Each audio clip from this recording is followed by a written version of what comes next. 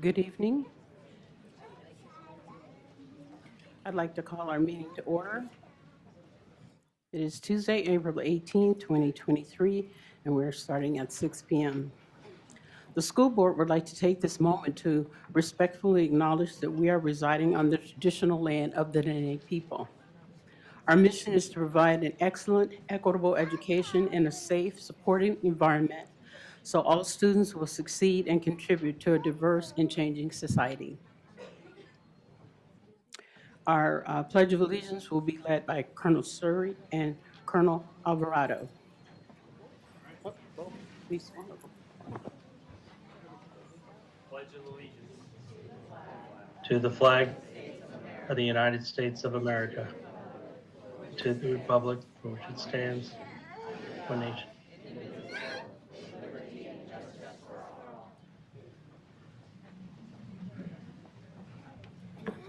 Thank you.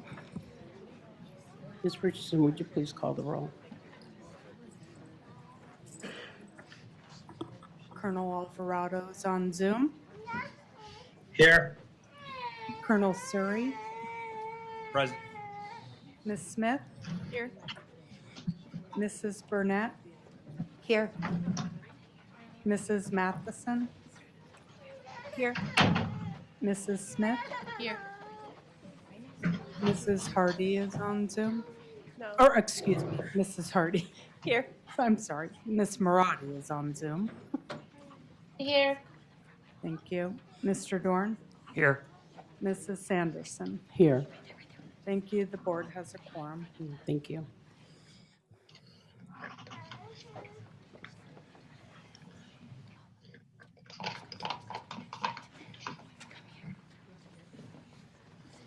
As our music is getting ready, we are being joined by students grade 1 through 5 from Borealis Sun Charter School, who will perform for us under the direction of Heather Schell, first grade teacher, Genevieve Pistner, second grade teacher, and Amanda Edwards, fifth grade teacher.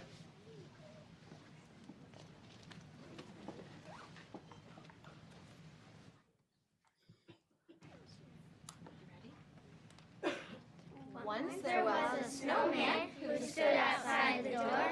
He thought he'd like to come inside and run around the floor. He thought he'd like to warm himself by the fireside bed. He thought he'd like to climb on up onto my big white bed. And so he called the north wind, "Come help me get away. I'm completely frozen, standing here all day." And so the north wind came along and blew him in the door. And now there's only water left, a puddle on the floor.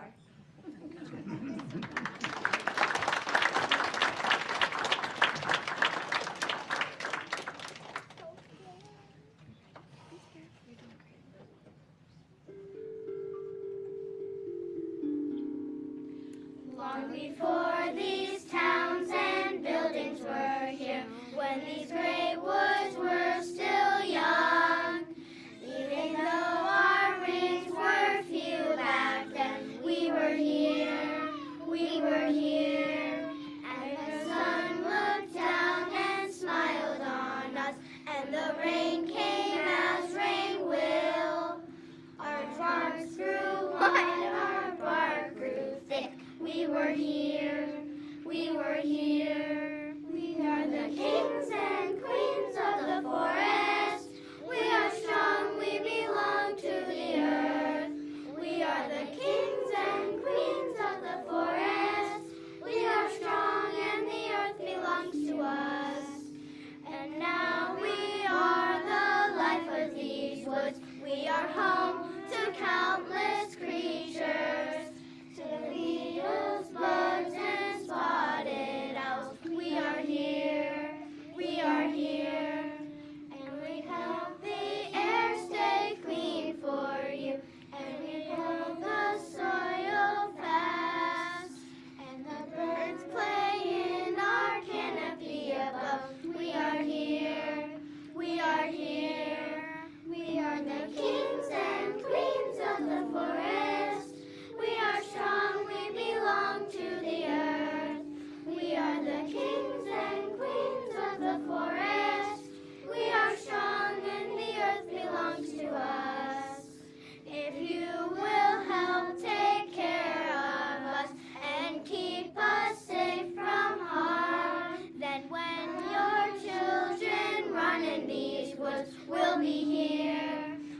here. We are the kings and queens of the forest.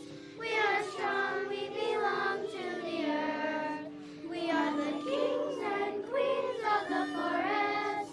We are strong, and the earth belongs to us.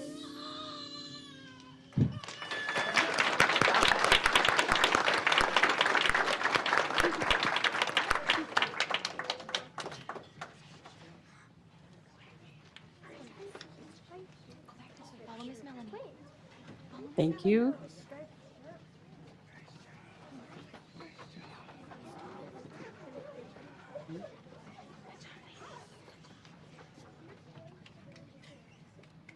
And we give them one more hand.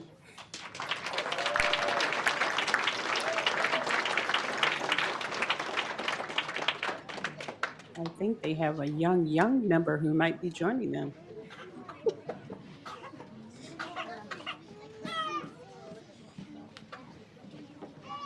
Are you cool?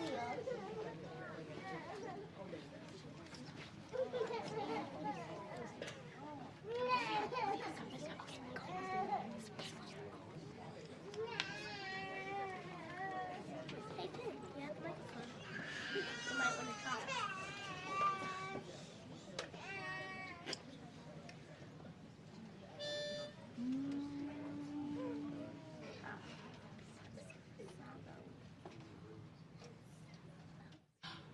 I put the fastenings on my boat for a year and for a day, and I went where the rowans grow and where the moorhens lay, and I went over the stepping stones, and I dipped my feet in the ford. And I came at last to the Swiner's house, the youth without a sword. A swallow sang upon his porch, gluey, gluey, gluey. The wonder of all wondering, the wonder of the sea.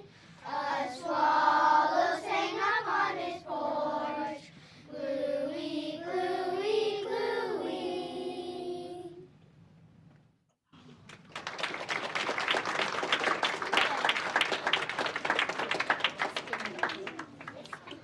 Mom, your thing. Let's go, let's go, let's go, let's go, let's go.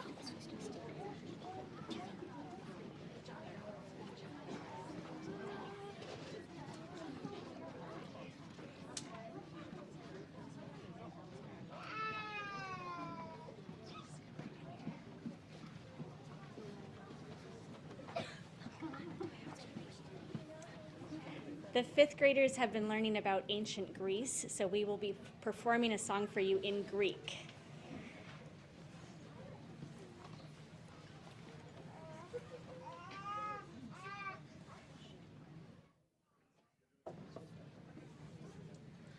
Astatamalakesu, anokatomena, astanane mizune, stentreli notia,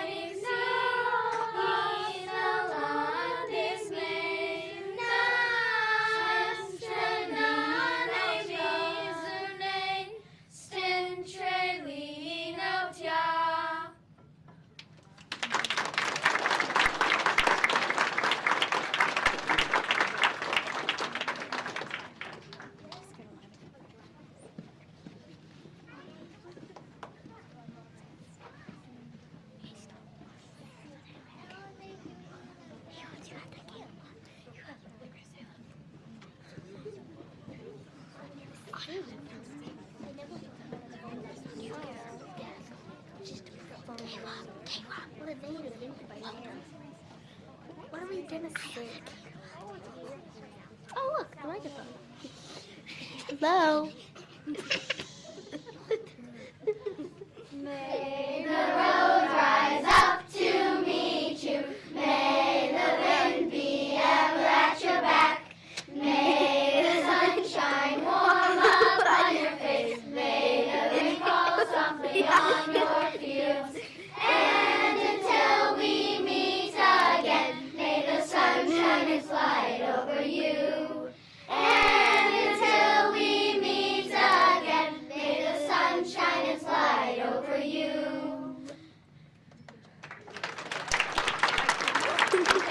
Kim, say something. Say something. You say something. You said something. I said it first. I said something. Why did you do that? It was fun. You're so dumb. I should say that to this. We'd like to thank Borealis Son, Mrs. Snell, Mrs. Pfister, and Miss Edwards and their class for presenting us this music. Thank you very much.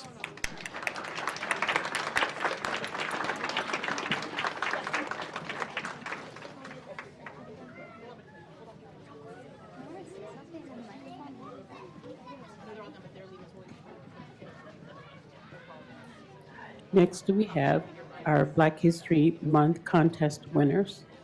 The school district and the Fairbanks chapter of NAACP recently co-sponsored the annual Black History Month contest. Mr. Tony Shume, NAACP treasurer, will present the first place winners for this year's contest.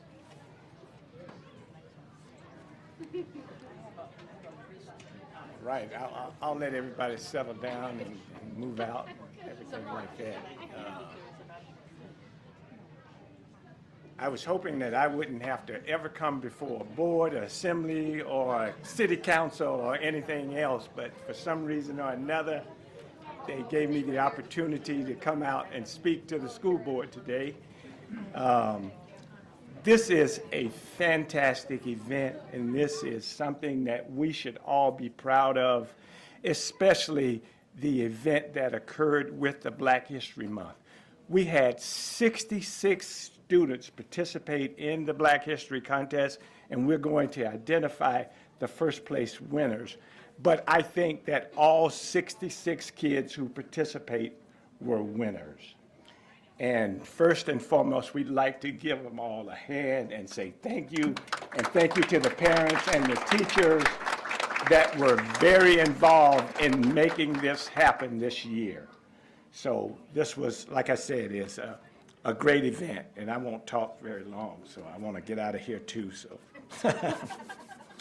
but first and foremost is that our K through 1 was Miss Grace Harrell. If she would come up and, oh, she gets to hand it to you, so that, you know, school board, Grace over here. Grace, you can come right there, and so we're going to, and I'll stand up here and say, ooh, yay. Grace, outstanding. Thank you so much, Grace. Grace, hold up. Oh, Grace, hold up, Grace, come back. Okay. Oh, okay. All right. And our next first place winner was Denali Merkosovitz. Makofa. All right. All right. Did I say your name right? I'm sorry. Thank you. And next, Cordelia Hibbs. She here? Oh, there she comes.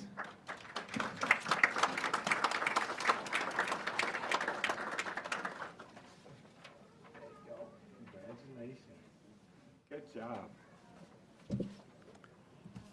Our next winner from 7th to 8th grade was Olivia Donner.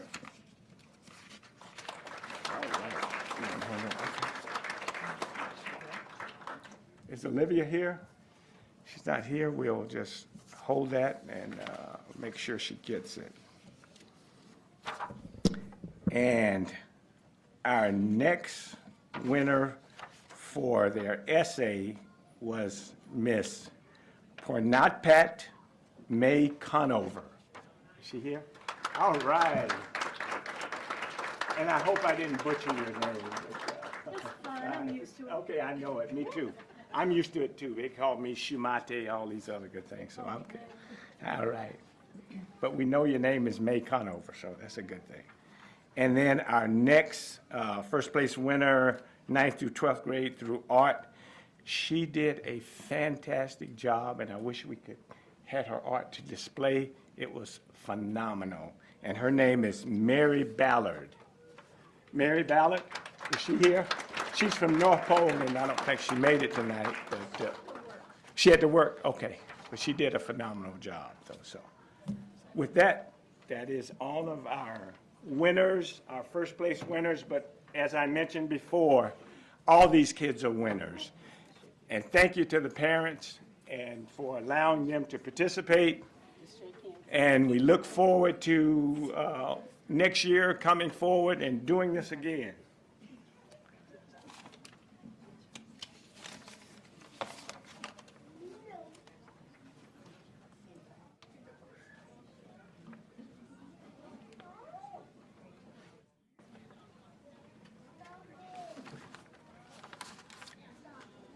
And these kids teach you more about Black history than you would ever want to know about. I can tell you that.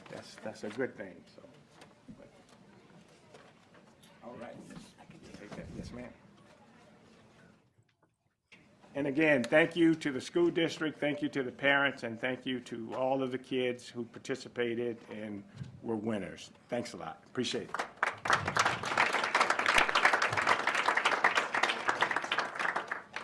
Thank you, Mr. Schumate. Next up, we have our 2023 Interior Alaska Science Fair Awards. The 2023 Interior Alaska Science Fair was held March 22nd through the 25th. It featured 334 projects from 28 schools, 18 homeschool families, a total of 431 students were interviewed in 6 hours by 45 community judges. Michelle Dammel, Curriculum Coordinator, will present the awards. Thank you. So the Interior Alaska Science Fair just held its 31st fair. I've had the honor of coordinating it for the last 10 years, and we're almost back to our pre-COVID numbers of entries. But as I like to point out each year, this is my own little besting, our fair in Fairbanks gets usually 200 to 250 more projects than Anchorage. Just going to put it out there. This event could not happen without the support of school coordinators and the many volunteers such as retired teachers, filling out databases, soccer teams that help clean up. The Mormon missionaries come set up all the tables and forward shirts every year, and then of course the Pioneer Park staff. Projects come from all over the interior, Fairbanks schools and also Delta, Tok, Healing, Inanna, Fort Yukon, to name a few. The projects that we're recognizing this evening are a sampling from the Fairbanks North Scarborough School District of the 30 special community business and organization awards that are given to students and their projects at the award ceremony held on the Saturday of the fair. So I would first like to start out to recognize Stephanie Dong. Is Stephanie here? So Stephanie, every year is from Ladd Elementary, a 4th grader. Every year we hold a logo contest to design the logo for the 500+ shirts. And Stephanie's design was what won this year, so I brought my shirt just in case she didn't wear it. So this was the design she made. And you can stand over here, and we'll take your picture, like, and if you stand up here. That's everyone else. Stephanie, of course, was our winning artist this year. The next person I want to recognize, we have a ton of community support and sponsors, and a lot of our support comes from organizations that want to choose projects that represents their organization. So the first one I'd like to acknowledge is from the Shannon and Wilson Engineers, and 2 of the projects they picked were Sora Reed from Anderson Crawford Elementary fifth grader on the 2011 Great East Japan earthquake.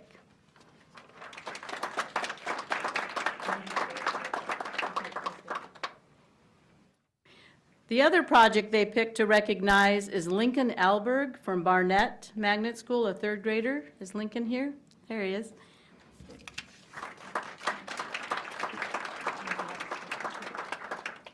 His project was very important to all of you. Should you shovel the snow off your roof? The effects of extreme precipitation and climate change on the interior of Alaska. ABR, environmental firm, is another community business that comes and picks projects. They recognized Logan Muehlbauer from Pearl Creek on how to make an ecosystem.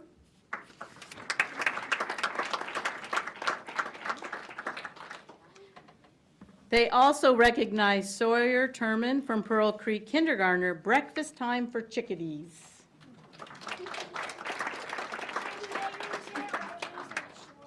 I'm glad you heard it. Another group that comes is the Alaska Society of Microbiologists, and they do a Dan Glass Memorial Award.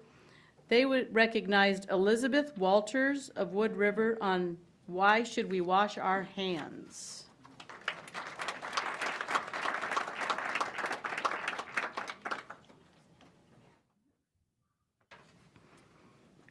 They also chose Sam Boylan from Wood River on uncontrolled mold in your household.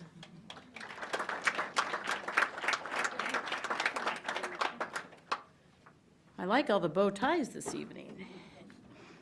A special awards that are handed out are the Director's Awards. The Director Awards are special awards in honor of the late Dr. Doug Schammel. Doug was a UAF professor who started the science fair.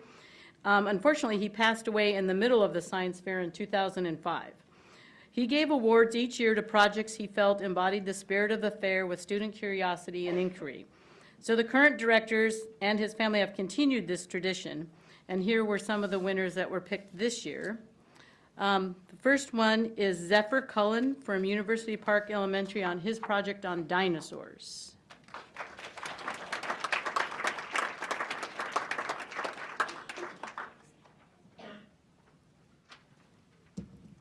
And Anna Lenville from Boreal Sun Charter on the human body.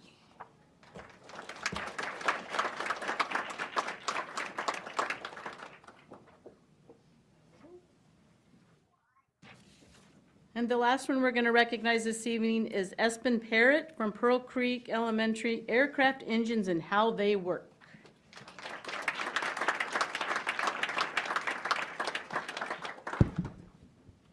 These, like I said, are just a sampling of the projects. About 30 to 35 community projects are handed out every year. And these are some of the great projects that were recognized from those community awards. So you guys can go and shake the school board's hands. Okay.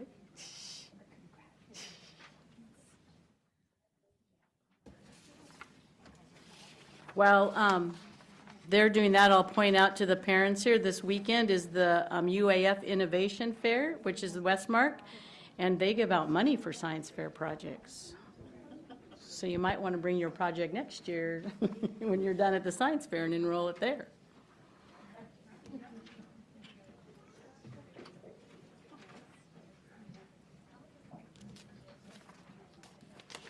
Are we done here? Do you want to turn that off? Another hand for our future scientists and biologists and foresters.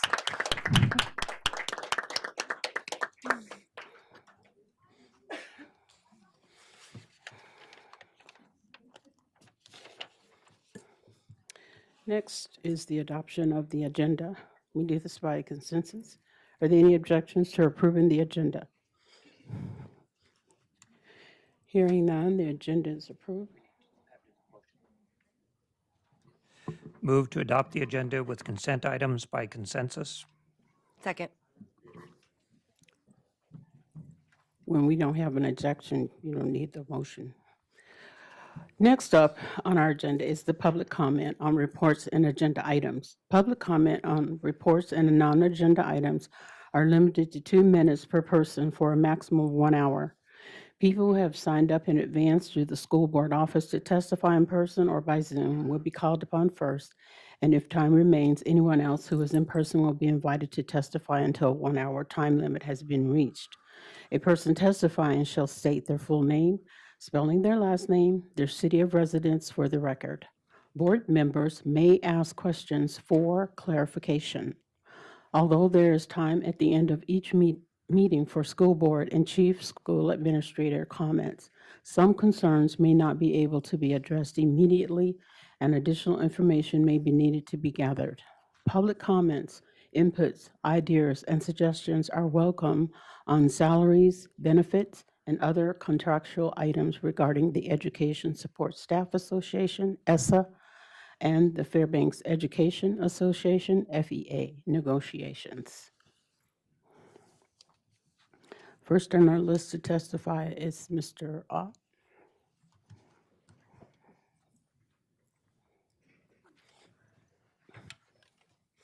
Good evening.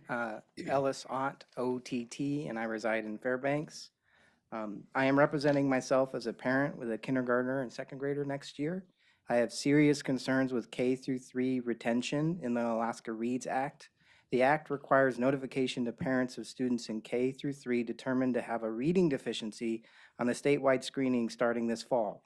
It must be explained that if the student has a reading deficiency in the spring, the student's progression may be delayed, at which point the student's teacher and other pertinent staff meet with the student's parent or guardian to explain that the student will not be able to maintain adequate academic progress at the next grade level. Following that meeting, the parent or guardian makes the retention decision.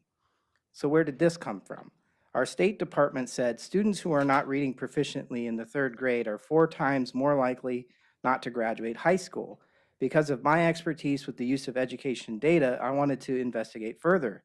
I found the report called Double Jeopardy by the Annie E. Casey Foundation. Yes, the non-graduation rate of not proficient students was 4 times the proficient students at 16% versus 4%, respectively. However, this also means not proficient students had a graduation rate of 84%. 3rd grade reading proficiency's accuracy in predicting graduation was a dismal 42% and over-identifies way too many students. Why retain a student that is 5 times more likely to graduate than not graduate? Research consistently indicates the harms of retention without a serious critical review. As per current school board policy, a student must be substantially below grade level before considering retention, including other factors such as the benefit to the student, the report card, and both formal and informal test scores. The evidence must be overwhelming.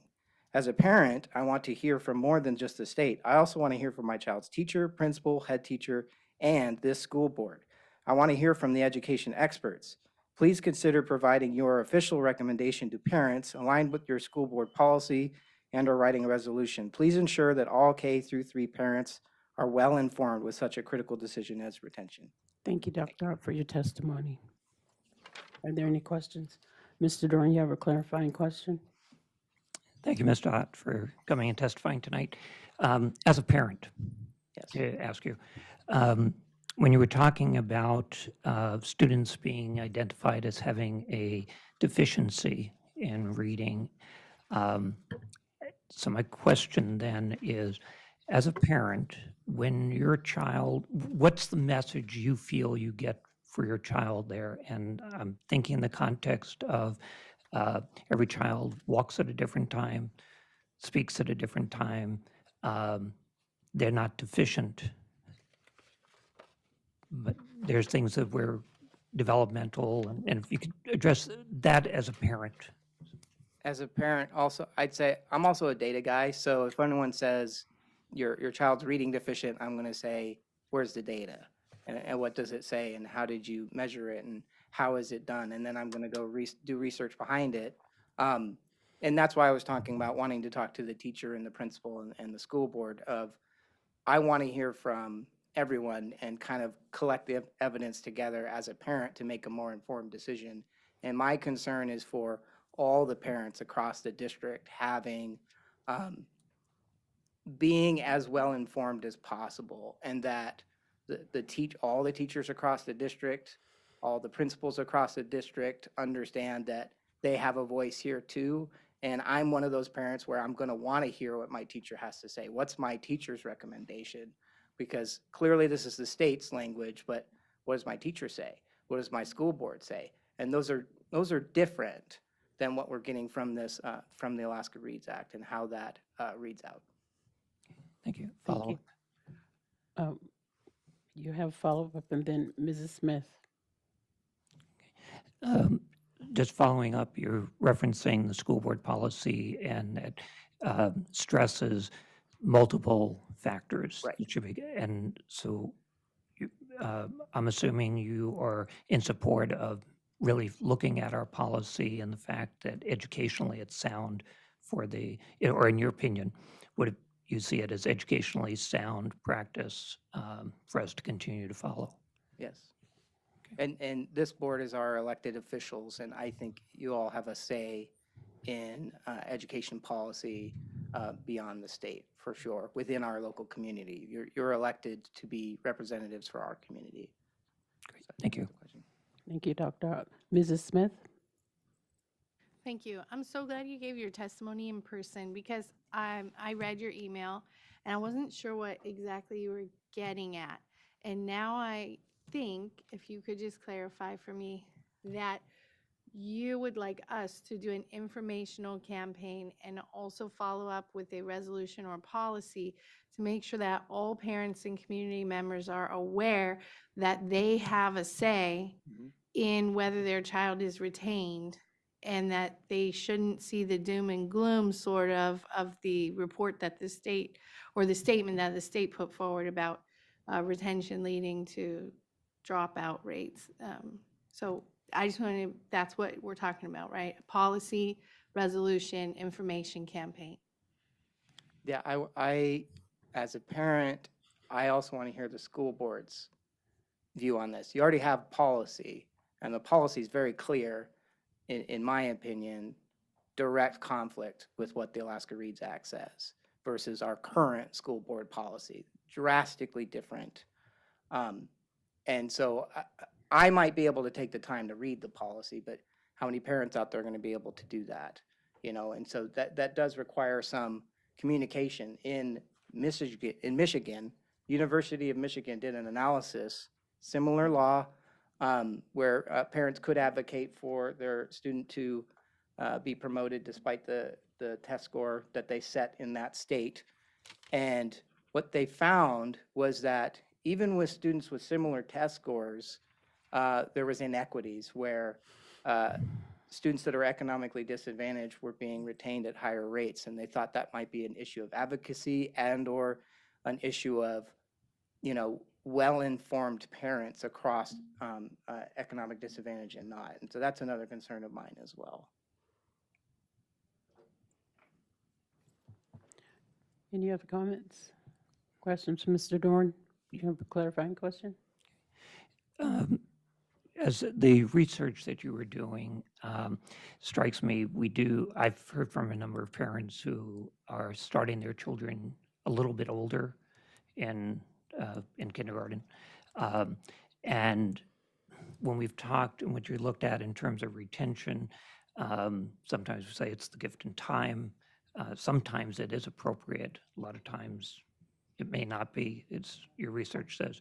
So my question, have you seen anything in terms of just that age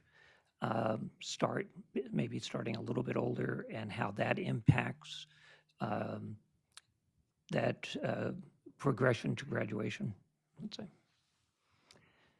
So I suppose like when you bring them into kindergarten, that's an individual parent decision. I definitely support parental choice. And essentially the decision's already been made by the time the student is in kindergarten and moving through. And I would just want not the decision to be so strict on a single score that frankly was way too high in the decision of retention, especially in relation to current school board policy. And so I'd want a lot of information collected as a parent, I'd want a lot more information provided. And in my opinion, matches with current school board policy. It's very clear that a lot of things has to be reviewed to make a well-informed decision that considers all of those. And it is in there, it says it has to be beneficial to the child. There are probably going to be instances where it is. That needs to be reviewed thoroughly. It can't just be, well, here's this short assessment and we're going to ignore grades, we're going to ignore this, we're going to ignore that, we're going to ignore everything else, and we're just going to look at this one piece of evidence. Thank you. Ms. Burnett? Thank you, Dr. Ott. First off, thank you for your testimony and your email. I've done a lot of reading with it, and I sent an email today to one of our reps through AASB asking these very questions. And as soon as I do get a response back, I will get back to you on how they see this as well. I do feel your concerns. I share some of those. So I just wanted you to be aware that I did contact AASB and I'm discussing this with them, and I'll get back to you on what I find. Thank you. Okay. Ms. Hardy? Through the chair, I was just wondering, because I am a novice on this particular policy, do we have an AR that outlines as well what a retention policy is? I believe there's an accompanied AR with And it. so would we maybe look at updating that with Alaska Reads? We are looking I at know, updating all of our policies. That is my goal. Fine. Thank you. Thank you, Dr. Ott. Next, we have Ms. Sandy Ryan.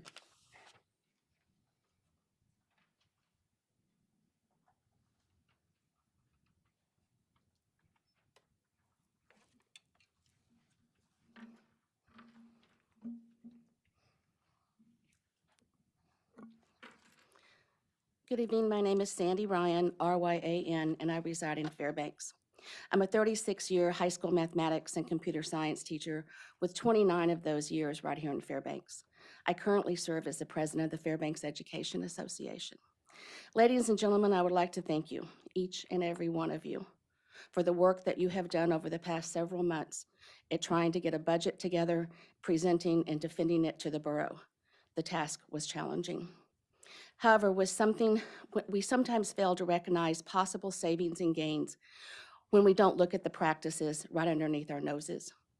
This is my 6th and final year as the FEA president, and in 5 of those years, we had few, if any, contractual rights grievances that escalated to a step 2, and none, absolutely none, that had to go to arbitration. This year, we have had 5 that have hit step 2 or arbitration. After observing this board considering expenses that might seem small compared to the overall budget, it's evident that you are looking for pennies in order to produce dollars. Arbitrators are usually split between the 2 associations and the district. They usually block time for about 2 days. However, that's where the cost to the association ends and yours begins. The district incurs costs for their outside counsel to review, consult, and attend the procedures on their behalf. We use NEA Alaska staff.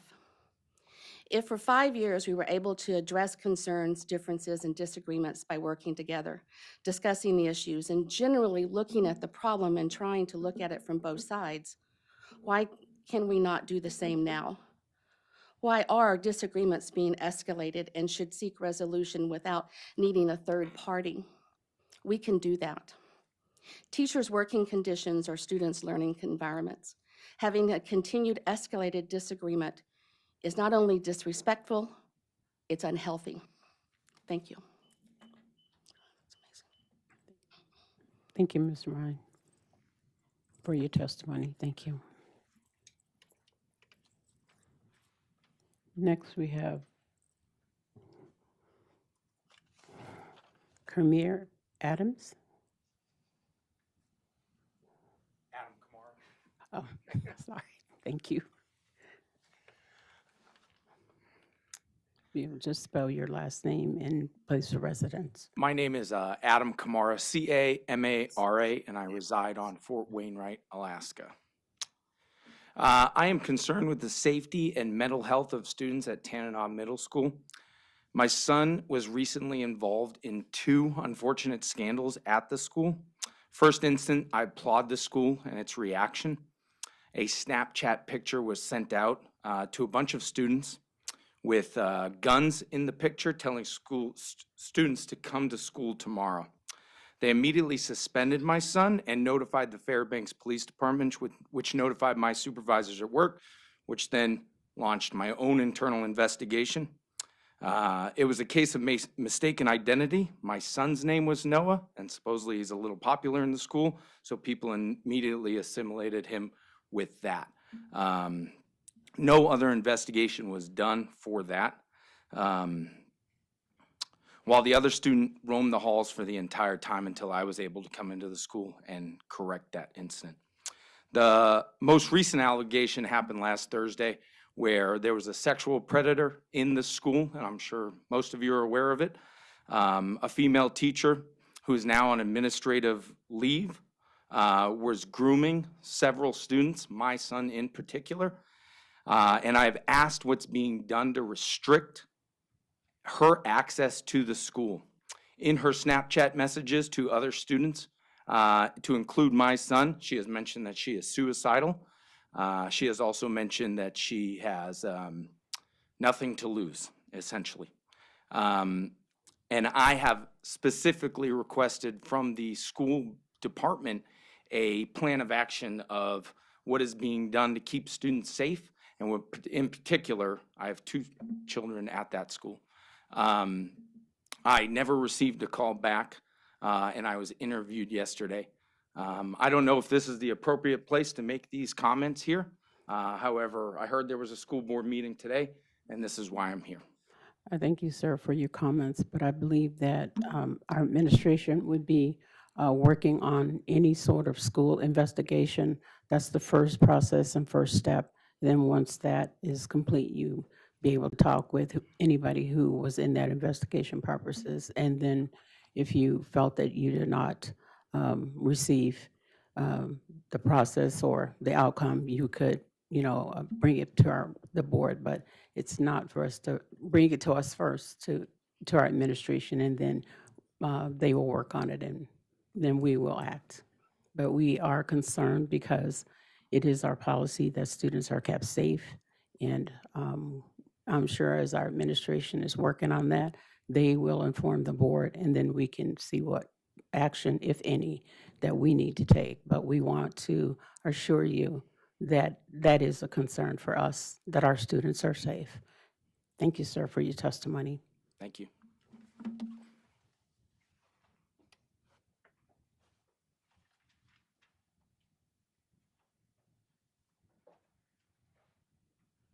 Is there any other public testimony?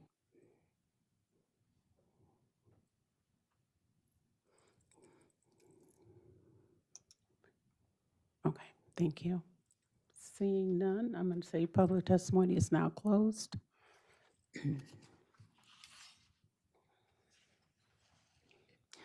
I don't believe we have a Borough Assembly report for tonight.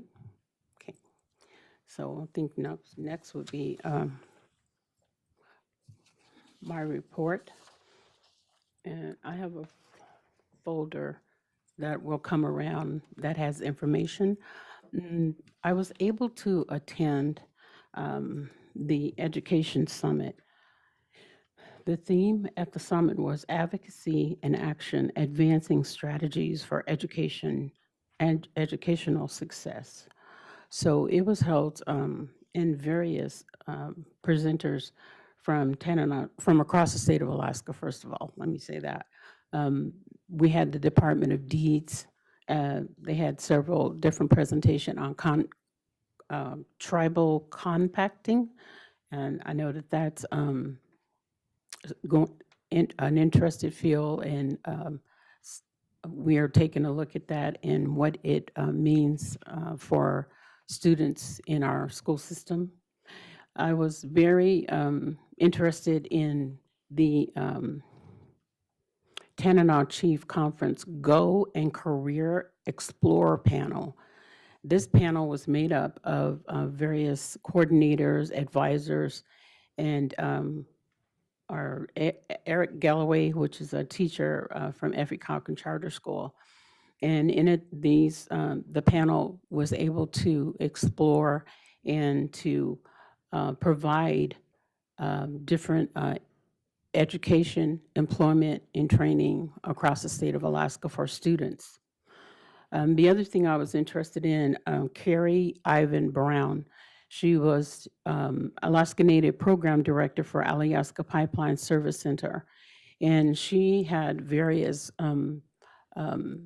information like Alaska Native scholarship program in the workforce, Alaska Native program, and it's called TAPS.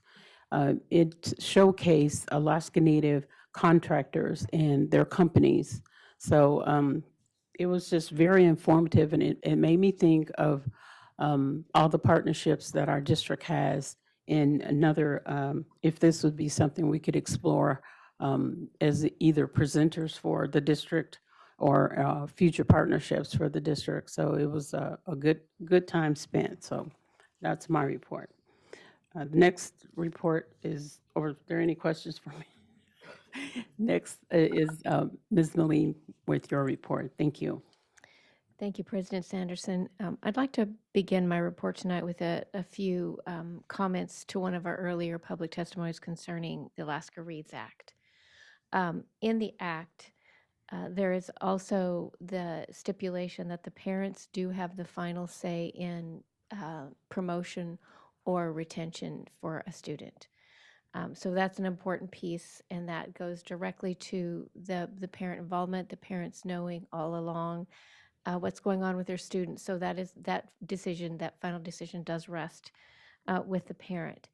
And then specifically to our district and what we're doing as we peel through the layers of the Alaska READS Act and work with the Department of Education in this process. Mr. Beam and Ms. LaPond and a team here in the district have been working diligently to prepare for the implementation of the Alaska READS Act, and this particular piece has occupied quite a bit of their attention. And one of the important conversations that have been around the implementation of the READS Act is information to the parents and who is involved in that. And it's very important to us as a district that parents have data, that they have information, and that they understand the data and they understand the information so they can make an informed decision with their partners, of the teacher, of the principal, whoever is involved with the education of the student, if they're receiving interventions. All of those individuals would be a part of the data collection, of the conversation, and the parental conversation as well. The other piece of this implementation that we've talked about was mentioned in the earlier testimony, that retention or non-promotion, whichever vocabulary you want to pick, is a very, very important decision. And that decision does rest with the parent. So part of the responsibility of the district is to make sure that the parent has the necessary information to make that informed decision. The other part of the conversation is reading is one part of a student's educational experience. And I would argue it's a very important part, but there are a lot of other factors that will be a part of the conversation when it comes to that all-important decision for the parents. We want to look at the entire scope of this child and their experience socially. How do they interact? What are their grades? How do they perform in other subjects? All of those are a part of this conversation. So I just want to make sure that the board and the public knows that as a district, we are looking at a way to implement this that brings the parents the information that they need to make this very important decision. So I just wanted to address that up front, and we will be getting more information out to the board as we start solidifying those pieces of data, what needs to be a part of the conversation. When the conversations happen, we will be getting that out to the board and to the public as we refine those processes. So the next thing I would like to talk about in my report is Purple Up Day. Purple Up Day was a community event. We talked about it a couple of weeks ago that honor and celebrate our military-connected families. This event happened last Saturday, and I was able to attend. I saw hundreds of students and families enjoying the exhibits and the vendors there playing games and winning door prizes. The Weller Whale was there. It was rumored that Mrs. Thrun was inside the costume of the Weller Whale. I also spotted a couple of brown bear from Midnight Sun Elementary. So there was a lot of fun stuff, a lot of celebration on Purple Up Day. So I want to thank Georgia Sangren and her role in making such a celebration happen for the community. I'd also like to just say concerning Purple Up and Purple Star Schools, we do have a Purple Star School award winner this year, Ladd Elementary. I was unable to attend the celebration in Anchorage thanks to the ash in the air, but nonetheless, Ladd was awarded a Purple Star School, and as I said before, this is a 3-year designation, and they'll be added to our schools that are already recognized as Purple Star Schools. So congratulations to Ladd Elementary. Next in my report, I'd like to talk a little bit about testing. We're wrapping up our testing window for AK STAR, which is the Alaska State Summative Assessment. This particular year highlights some significant changes in our summative assessment as a state. And so what is different this year about previous years is that it's a combined test. For years, we've been giving the MAP assessment as an interim assessment 3 times a year, once in the fall, once in the winter, and once in the spring. And in addition, we've given the state summative assessment. This year, they'll be combined into one test. So we will not have the traditional spring MAP assessment, but it will be a part of the AK STAR test. Now, these are two, MAP and the traditional summative assessment are 2 different types of tests. MAP is what is called an adaptive assessment. And if you want to learn more about what an adaptive assessment is, there's a really nice little 2-minute video on our website that explains how an adaptive assessment works. And it works similar to if you know the answer, they give you a harder question. So it's adaptive in that way. So students might see questions that are on their grade level, and if they work through those with appropriate answers, they may be given questions that are beyond their grade level. So that's the MAP assessment. And again, on our website, there's a video that explains it a little more in depth.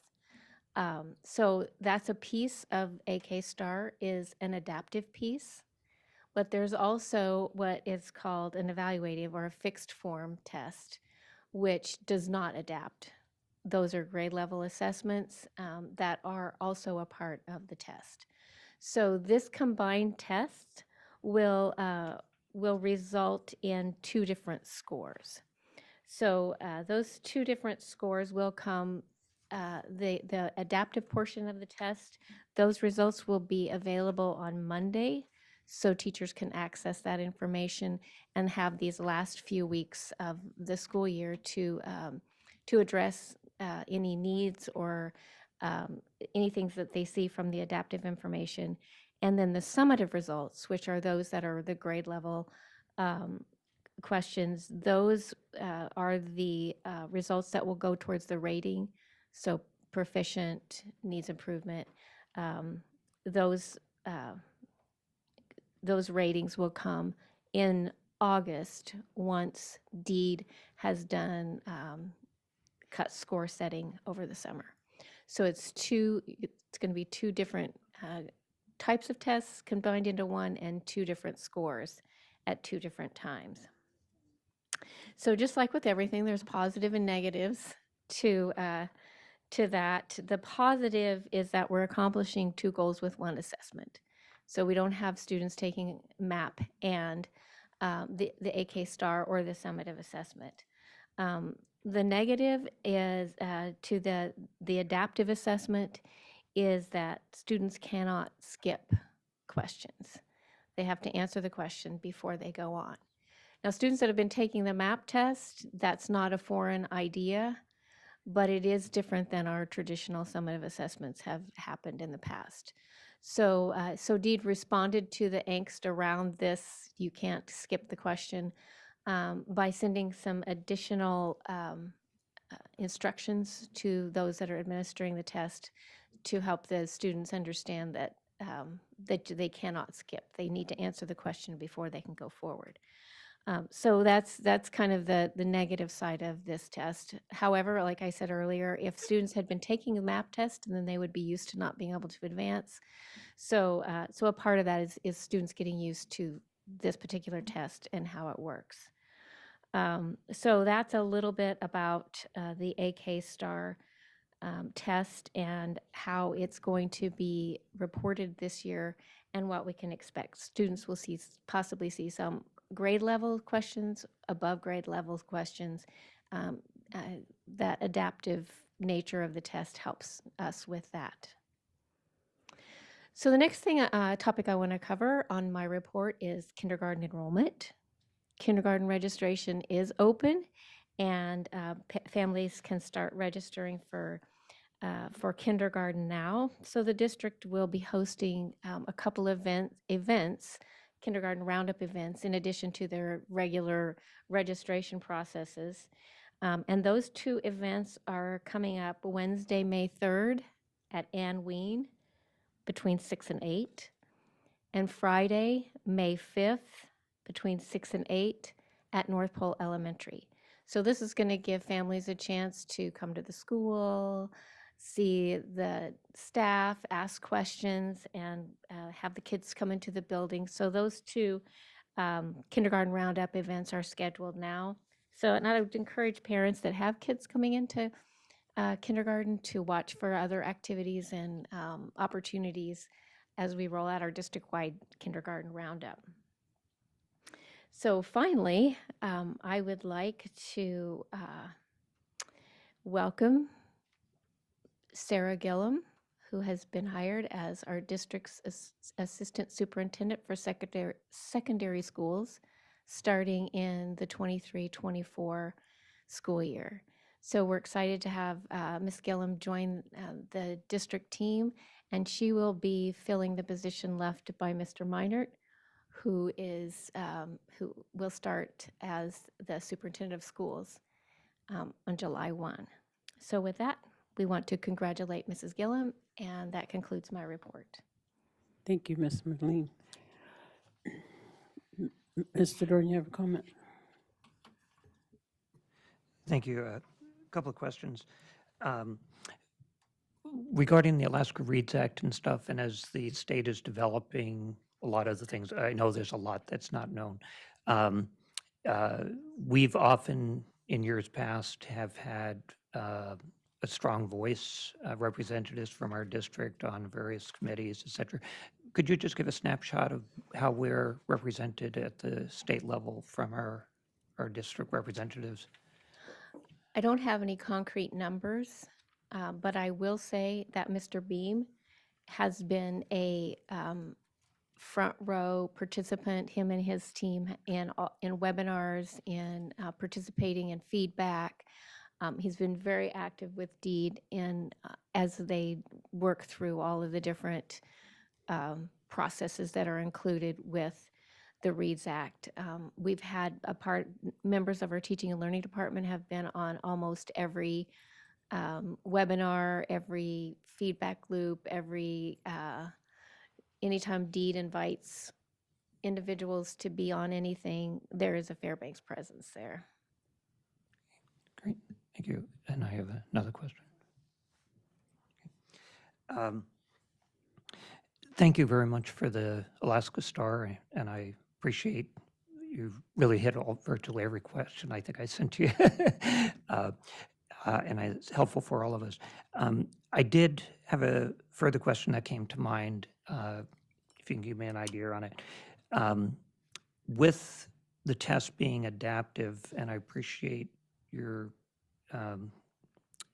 that there's some separation, but they're integrated questions. Does that impact whether a student can reach proficiency? So if I miss a question and I'm adapted to be maybe a less challenging question, does that bring me effectively to a level at the end that may be less than what I really can do because I may know the questions later? Or I might, just the example you gave, you answer the question really, it seems pretty easy. They're going to give you a more challenging one to some point. How does that interrelate? So the way I understand this year's assessment is that the rating will be given on the fixed form test or the non-adaptive portion of the test. So that's how a student will receive their proficient, below proficient.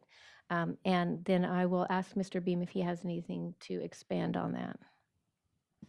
I think what you said is correct, is that within the same test, there are different types of questions. Some questions are fixed, some are not. There will be 2 scores, as what we heard before. And I can't say this for sure because I have never heard Dee talk about it specifically the way that you asked it. But I would say that the fixed form will still give us the same rating as it would have been in previous years. And the questions that kind of move up and down will give our teachers a better, more targeted score, so they know what to do with the students once they get those scores back. I would say I understand what you're asking, and I don't think that those questions merge. I think they're both on there and they're separate, but I can double check on that though. Clarification. Thank you. This is very helpful. And I think it's helpful as we go ahead as a board to be able to advocate for kids and to understand what our students and parents and educators will have. Just in terms of that, Mr. Beam, do you know if the questions that go up and down, the adaptive ones, if I'm having a hard time, let's say, okay, so, but all of a sudden I may hit a question that's part of the Alaska Star Bank of questions that may be above where I am at the moment, which would come in, and then I might hit more adaptive. I'm just thinking of whether just that we need to be aware there could be some dissonance for students.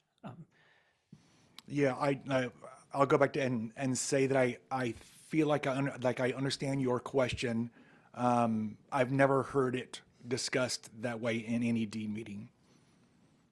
So they might have an idea about as far as how that works, but I've never had that detail of a conversation. Dr. Ott might have been it because he sits in meetings that I don't sit in sometimes. Okay, thank you.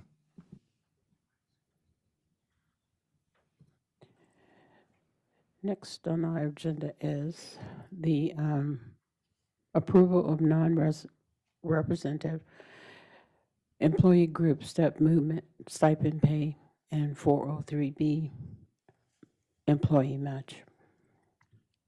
On a motion? Move to authorize the non-represented employee group step movement for eligible employees for the 2023-2024 employment contract, 1% salary increase, and the recommended modifications. Second. Excuse me. We have a testimony. I was just going to ask if there was any public testimony.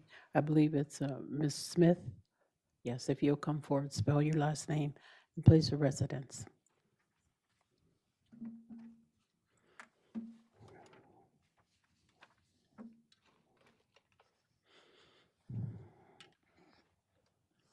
Hi, my name is Ginger Smith. It's spelled S-M-I-T-H, and I reside in Fairbanks, Alaska. I am the EEO specialist for the school district. I handle discrimination complaints, sexual harassment complaints. I am also one of the hearing officers for student discipline cases. I started my employment here in March 2022. My position is a non-represented 10-month position. My start and end date align with the principals. I work around 226 days in a year. With the current contract, I receive 8.61 hours of personal leave per pay period, which means I receive leave based on hours worked. In a year, I receive approximately 24 days of personal leave. This is again based on hours worked. I do not receive any leave during the 8 weeks that I'm off contract in the summer. I also receive 12 paid holidays. In totality, I receive 36 days of leave in a year. For the past whole year, I only took 5 days of personal leave. I do not abuse leave. I understand that I have time in the summer to spend with my 2 little girls. There is a proposal that will be in front of the school board to change how non-represented school term employees accrue leave.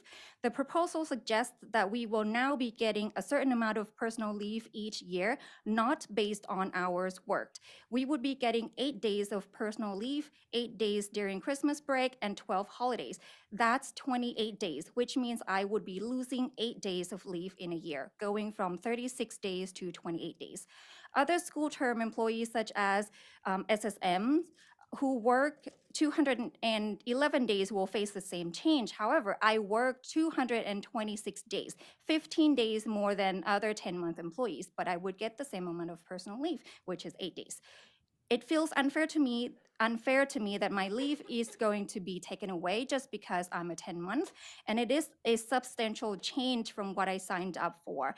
If the district does not want school term employees to take personal leave during school year, is it possible for us to still accrue leave based on hours worked and cash those leave instead? Ms. Smith, thank you. That is your time. Thank you. Thank you. Any questions? No, there are no questions. Thank you.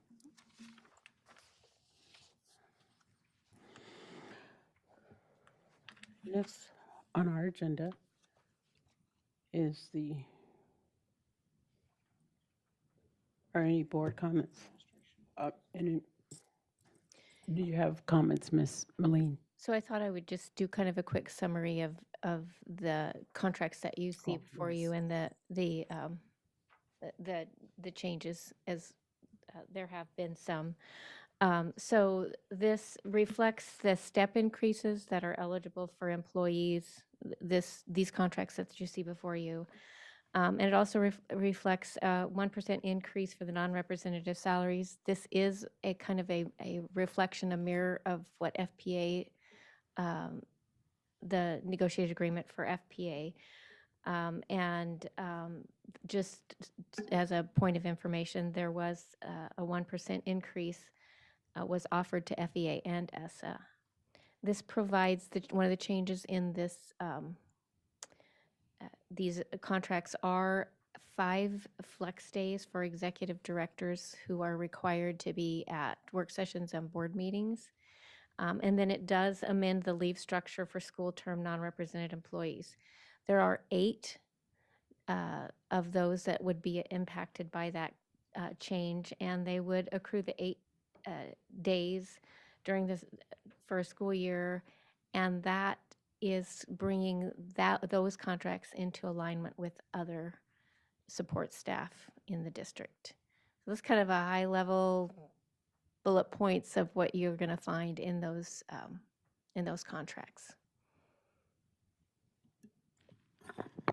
Are there any questions? Ms. Matheson? Through the chair, I'd like to know, so these are the contracts that are presented. Are these negotiable when they're presented to the employee? Does the employee have the opportunity to negotiate anything in this contract before signing? No, they would be similar to when we offer contracts to other employees. Here's the contract for this position. And so it's a pretty, this is what it is.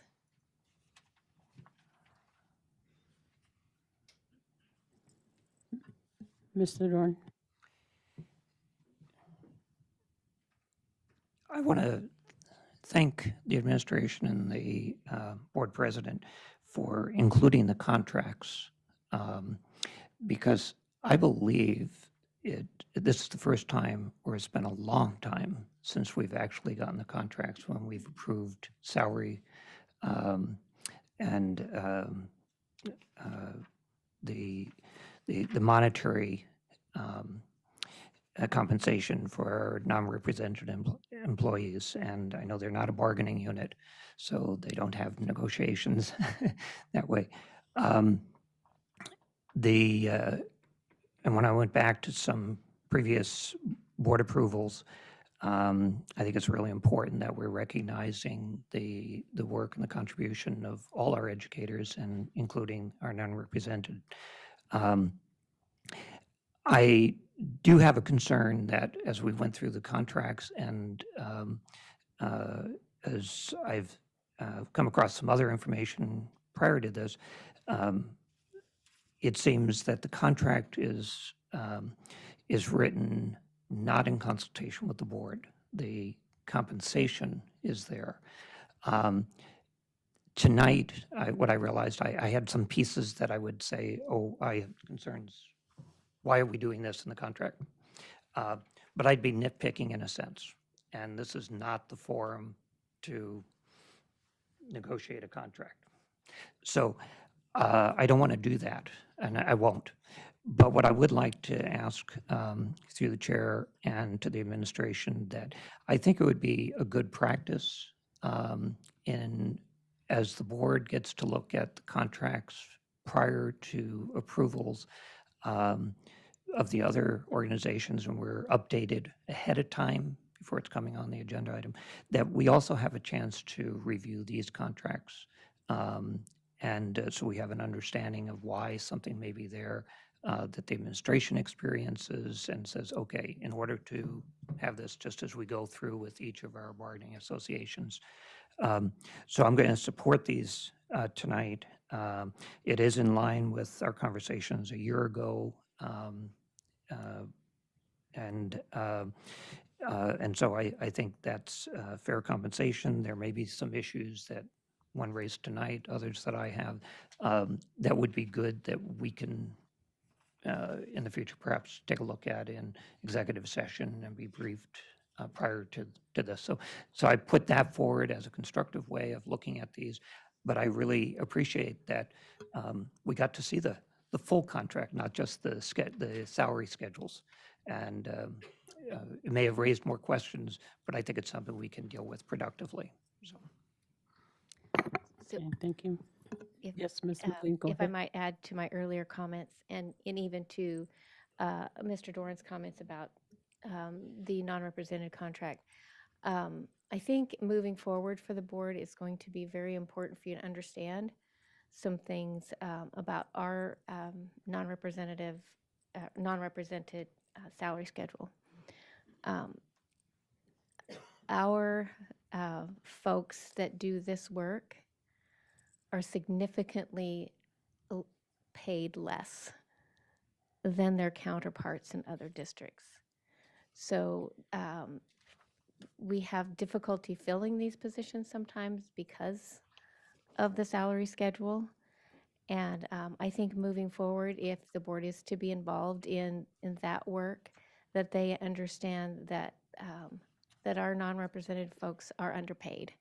And it is difficult to fill these positions because of that salary schedule. If you look in other districts in like jobs, you'll see that our folks our salary schedule is much lower. So if that's the direction you want to go, what we've done is what's traditionally been done. We bring the contract before the board. That's how it's happened in the past. So that was the pattern that we were following. And if you want to shift that, I think that's fine. I think that's up to the board. But I do think it's important for you to understand if and when you go into that work, that you take a real look at that salary schedule comparatively to other people in other districts doing similar sort of work. Thank you. Mr. Doran? I appreciate those comments because I think you're reemphasizing that right now we know our educators are on the low end of compensation. And that as a community and as a state, we would need to recognize that we need to provide better compensation to educators, not only in our district, but across the state. And that is part of the big conversation as we recognize shortages in many, many areas, that salaries are going up. And as a board, we just dealt with that in terms of superintendent hire. The other piece is that the last year, we did not have the contracts. We had the salary schedules in the year before. So that's why I really want to emphasize that I really appreciate the administration and Ms. Meline including the contracts this year, and that this may put us on a track to look at how we consider this item when it comes before the board each spring. Seeing nothing, we'll move forward on the agenda. Next on our agenda is the, oh, I'm sorry, Miss, you have a question? Sure, Miss Hardy, go right ahead. Sorry. And perhaps it's just because I'm new and I understood the salary thing, but then Ms. Smith's testimony has kind of thrown me for a loop. And so I would like more information on that, I think, given where we are. You said it affects, through the chair, 8 employees within our district. This change to the contract to bring it standard with all the other contracts? Right, for people, bring it more into line with people that are more in their schedule, a 10-month schedule, hourly employee, that sort of a similar work schedule and leave accruing as other people in similar kinds of work. Maybe not necessarily in the non-represented work because those 8 are the only ones in there. So yes, it's coming more in line with those individuals. So historically, what is happening previously is our 10-month hourly employees were accruing leave at the same rate as their 12-month hourly employees. So they would have different built-in leave time that the 12-month folks don't. So the 10-month folks get the summer break, they get the winter break. So it was really kind of a mismatch in how they were accruing leave.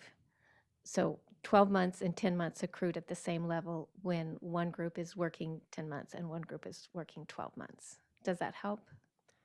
I mean, yes, thank you for that explanation. I understand that better. I also feel for Ms. Smith in that she signed one contract and now we are changing it and the 7 other people who are there. And I don't know that I definitely didn't, I will own that, fully understand that that was the vote we were taking tonight. I thought we were taking a 1% raise and a salary step like we've done every other year.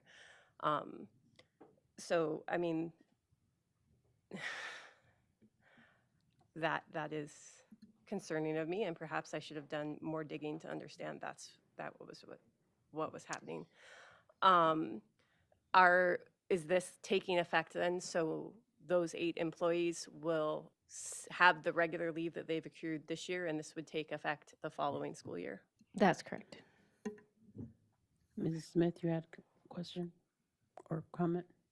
Thank you, Ms. Sanderson. I just wanted to really agree with Mr. Dorn here that as with many items that come before the board, if we were to have information prior to the public notice, prior to our board meeting, more than just it's already publicly noticed, then we would have the opportunity to hash out our questions with our administration, our employees, under different circumstances that allowed for more in-depth explanations, more time.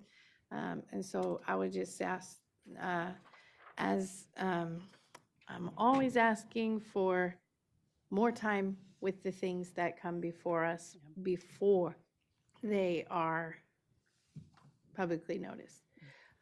Just because if there are changes that many board members put forward or concerns that we put forward, it's too late once it's 4 days before the meeting or 5 days before the meeting. So I really hope to see things prior to that in the future. Thank you. Right, thank you. Thank you. Moving on now to our. Excuse me. Ms. Marati has a question Oh, on Zoom. Ms. Marati? Thank you. I just wanted to support Mr. Doran and Mrs. Smith's comments. Other school boards and other assemblies, before anything can go on the agenda, it goes before a committee of the whole or other committees. And then there's typically a work session. We have a practice on the board to not surprise anybody with anything, and I think that needs to go both directions. So I support, especially for this, but for going forward, if we could have more notice, more information, and more work sessions on new information coming to the board, I think it would help everyone in the long run. Thanks. Thank you. Any other comments? Seeing none. Go ahead, Ms. Hardy. Forgive me for this because it'll be my first time. I'd like to move to postpone to a time certain of the next meetings because I don't feel prepared to vote on this. Is that a motion? Yes, I'm new. I think I said I moved to postpone to a time certain. Second. It's been moved and seconded to postpone to a time certain. Is that debatable? And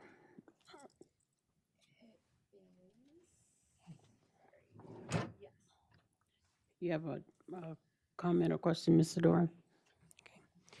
Then I'm going to speak against the motion because I think there are numerous details. Quite honestly, I had thought of amending, which I could have done, and we could be here all night, and I don't think that postponing it is going to get us any closer.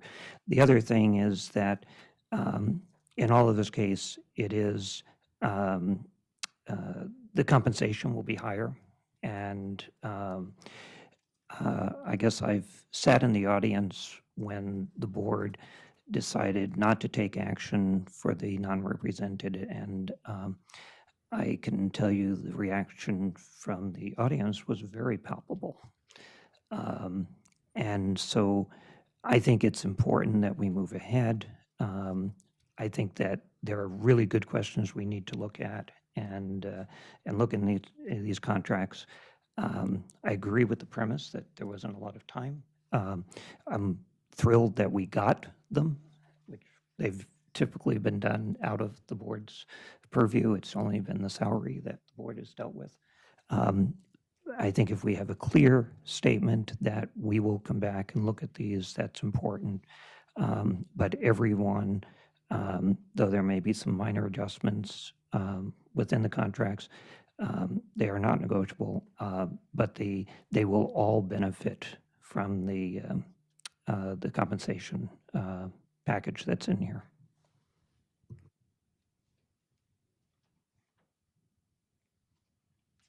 Ms. Richardson, would you call for the vote? Just clarification, this is on Can you be postpone- clear on what the vote is? whether they should be postponed and what's the date. We should have a date certain, if that's part of the motion. The next meeting. So restate your motion, please. I move to postpone to a time certain, and our next meeting is May 2nd. So we are voting on that, Ms. Richardson, would you call for the vote? Colonel Surrey, Yes. Ms. Smith, No. Colonel Alvarado, Yes. Ms. Marati, Yes. Mr. Doran, No. Mrs. Burnett, Yes. Mrs. Matheson, No. Mrs. Smith, No. Mrs. Hardy, Yes. Mrs. Sanderson. No.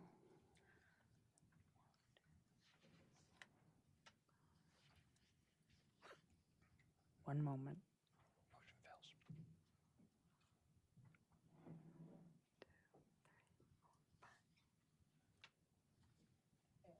I'm missing something. I believe it failed. Motion failed. Failed. Thank you. Thank you. Vote on the motion. We're back to the main motion. Ms. Matheson?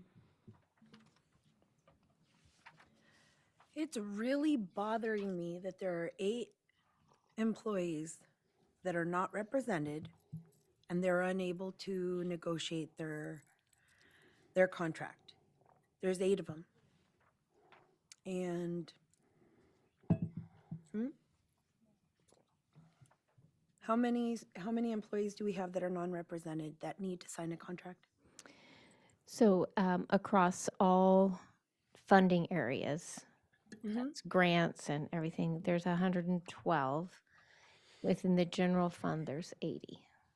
And with a total employee base of 1,800 to 2,000, the non-representatives represent a total of 112. And they're still unable, they're non-represented and they're still unable to negotiate their contract. That's what non-represented kind of indicates. We have No, other. that non-represented means that they're not in a union. Represented by a union means that the union's negotiating it. Non-represented I would imagine would be that if I'm non-represented, that I get to negotiate my contract. If there's something in here that I do not like or that I do not want to do, that would be something that I could negotiate. You can clearly say no, and I can clearly not accept it, but the fact that we're not negotiating is really bothering me. Did you have a question or something, Ms. Matheson? Yeah, I'd like to know how we can get it so that they can negotiate their own contract. So just to start that conversation, that would mean every one of those 112 people would negotiate their own contract, which would. No, that would only mean Ms. that Matheson, Ms. Matheson, let Ms. Mullane finish, please. Okay. So if we didn't have a certain contract, and everyone presented with a contract could negotiate, we would have 112, the potential for 112 different contracts. And the management of that is unrealistic. So we have a contract and if someone wants to come and do that position, this is the contract with which they would work under. And if they don't want to work under that contract, and we've had individuals that have said, I don't want to work under a non-represented contract, and they haven't taken the position. But this is what this particular position requires or offers. Mr. Dorn? I thinking we might have a point of order here, that it goes beyond the motion that is before us.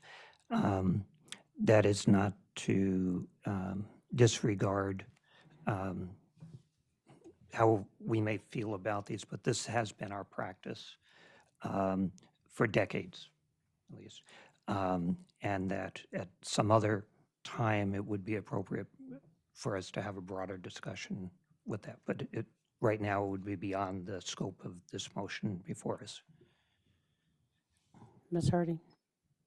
And mine is just to provide a comment on the main motion. I will vote in favor, but I want to say I'm doing that because I believe that our non-representative staff deserves a raise and deserves a step increase.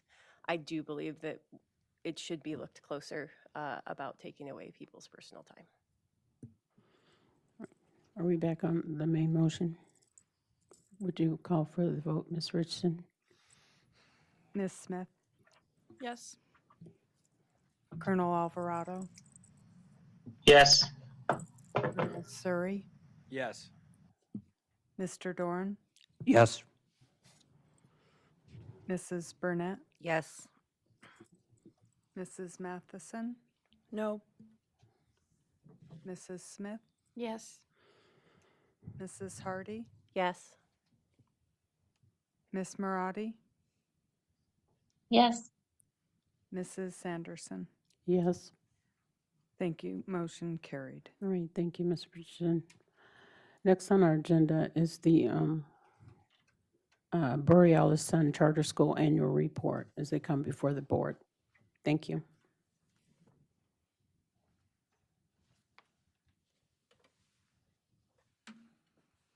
Good evening. My name is Lucia Zakowski. I'm here in place of Stacy Foshi. Can you hear me all right? Is that green? It's green. Okay, go right ahead. Might put it a little closer. All right. Stacy was not able to be here tonight. She got bit by a stomach bug. So I am the APC chairperson. I'm also the sixth grade teacher this year at Boreal Sun. Last night, we went over, Stacy went over with you more in depth some of the successes that Boreal Sun has had in the last year. You have our one-page annual section of the annual report. There's just a couple of things I'd like to highlight there. I'd like to start by thanking the first grade teacher, Genevieve Pfisterer, the first grade teacher, Heather Snell, the second grade teacher, Genevieve Pfisterer, and our fifth grade teacher, Amanda Edwards, for bringing their students here to sing for you all. It was really delightful, and I hope you enjoyed that. That just gives you a taste of everyday life at Boreal Sun Charter School. You will always hear singing in our hallways, and it's a wonderful thing for children to participate in, and it's a wonderful thing for all of the adults to be a part of and to hear as we're moving through the school. In our mission, we have a sentence that resonates with me every time we read it, and that is, community is the foundation of everything that we do. And I think that was a beautiful representation of that here tonight. I don't think I've seen so many Boreal Sun parents outside of our school at one location. I don't know if you saw that. It was like standing room only in the hallway, so that was really beautiful. Could I ask a quick question to the chair? Can we have the one pager up on the digital for the public? Do I need to grab it?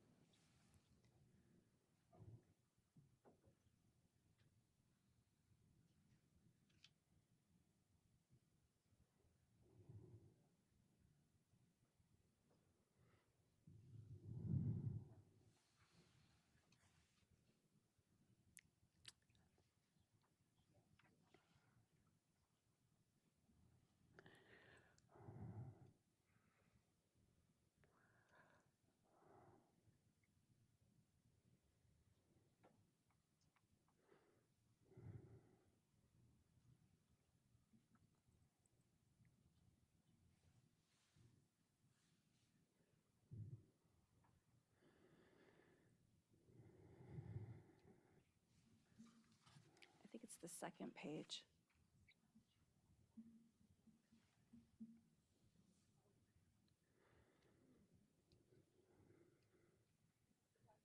Nope, it looks like this. It's the second page. There it is. Yeah. Thank you. I'm sorry for the interruption. You can continue your testimony. Sure.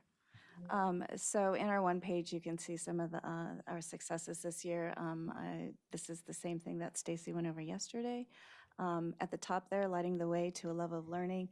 That's a photograph from our lantern walk that we hold in late November, early December.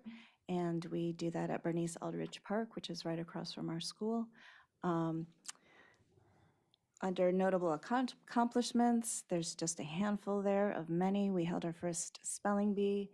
One of our parent volunteers established a neurodivergent support group that has been well attended and greatly appreciated by many. Our Spanish teacher was able to host a Spanish ambassador from Honduras, and that has greatly enriched her own teaching and her own language. So I can speak for the APC goal achievements. We had a 2-day training with the Association of Alaska School Boards. That was a wonderful opportunity for us to get to know principals, head teachers, and APC members from other charter schools.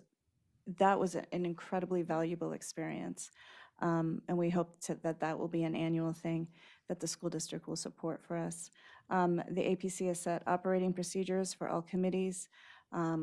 We've assigned goals to committees. We've held our first 2 elections. I sat here in front of the board 2 years ago and promised that we would do that, and we have done that. We reviewed our bylaws. We've made, as Stacy mentioned, just some kind of housekeeping changes to our bylaws. And we are currently working on providing input to a revised parent handbook. You can see our student enrollment data on the right side there. There's lots of colorful photographs. So many fun things happen at our school.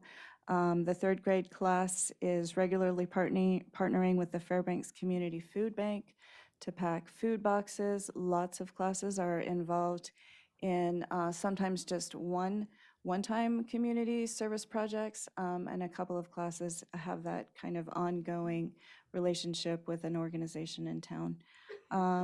At the bottom there, you can see a family that has built a giant recycling canister for, I think that's aluminum cans, yeah. So I mentioned our school is based on a foundation of community. We've logged so far 2,921 volunteer hours, and we are still counting.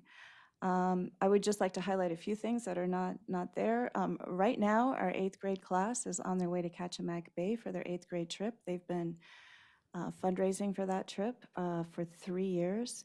And this is this particular teacher wasn't able to take his previous 8th grade class on their 8th grade trip, which they had raised lots of money for because COVID interrupted that. So I think like a lot of schools right now, we are feeling that wonderful community sense of we are back together in person, and it is a good feeling. I would like to just add one thing here. I was here last night, and I want to recognize the challenges that Mr. Snow brought up at Effie Cochran.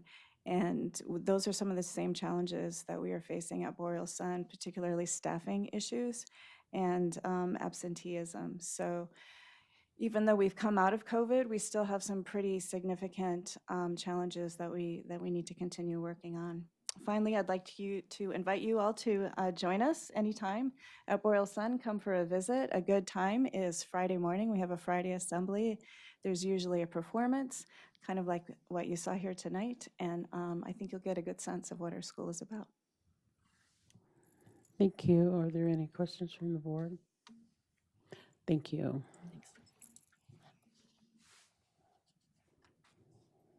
Next, we have Discovery Peak.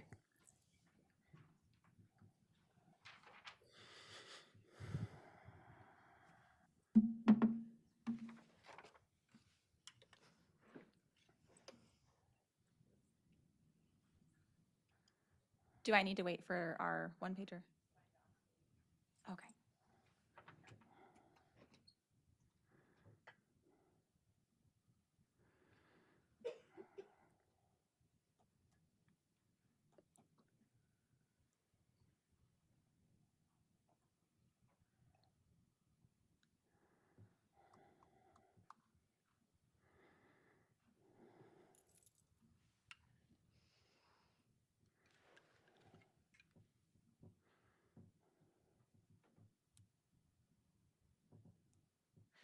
All right, thank you for having me back today to represent Discovery Peak Charter School and all of the wonderful things that are happening this year.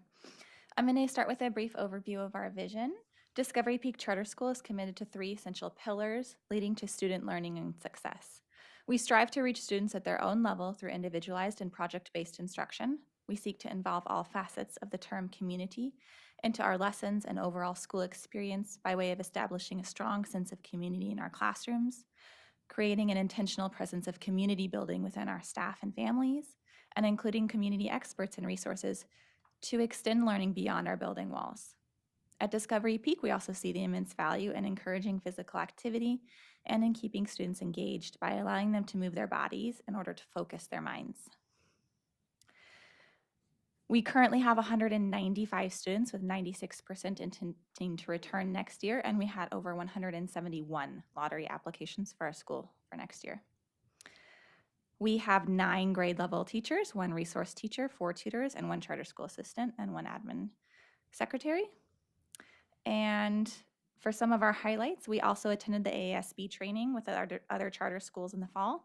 We also hope that that continues because it provides valuable information for all charter schools and helps to provide a sense of community.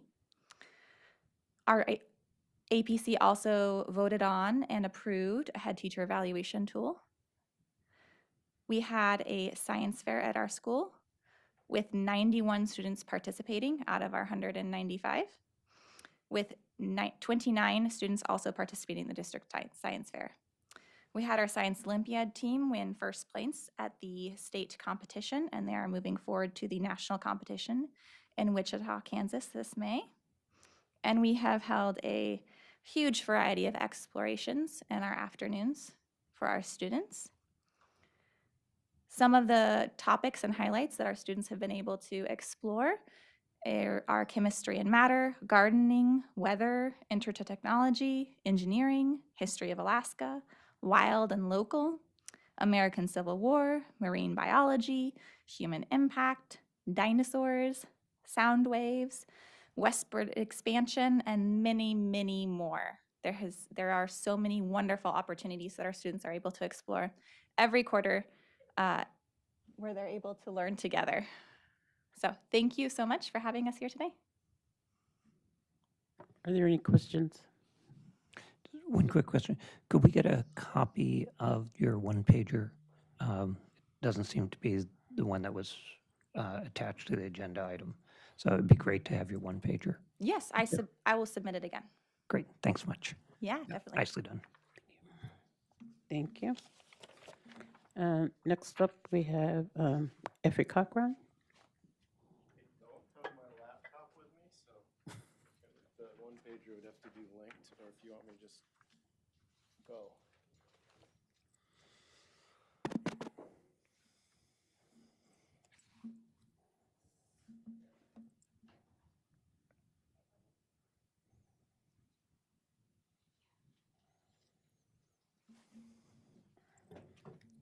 You don't have your laptop with you, so you can just go ahead and start your Okay, presentation. I'll start.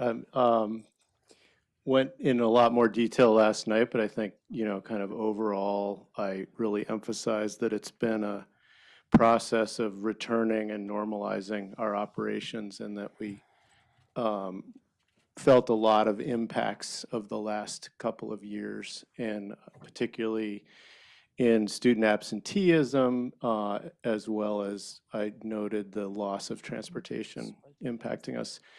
But I also emphasized that ultimately I'm very optimistic about the future for the school. In 2 years, we will go for our second charter renewal with the state, which I think is exciting to make it this far.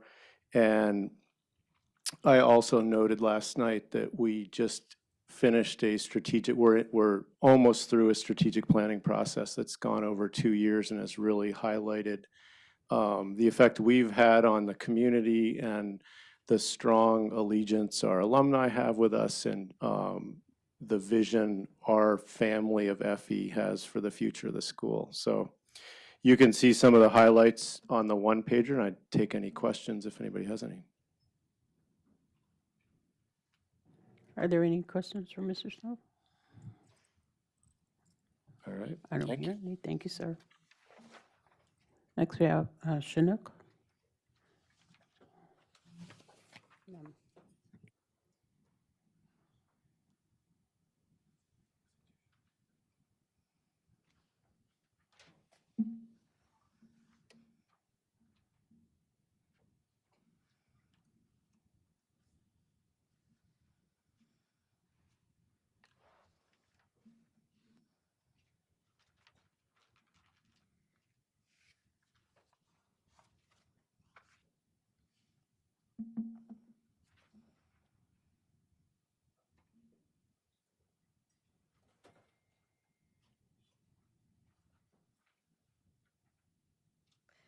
There we go. I'm Christina Carlson. I'm the head teacher at Chinook.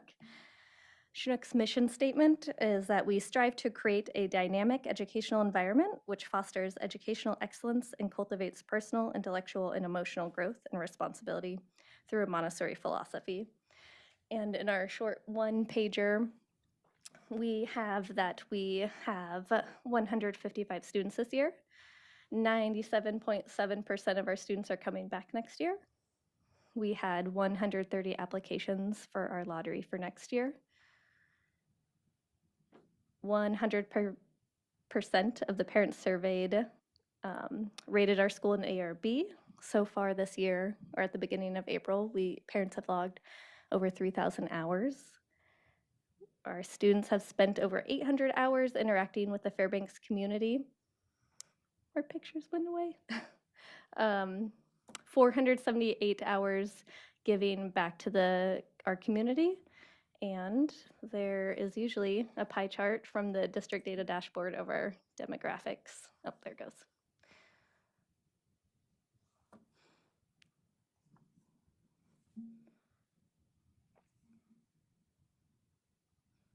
That's all I have.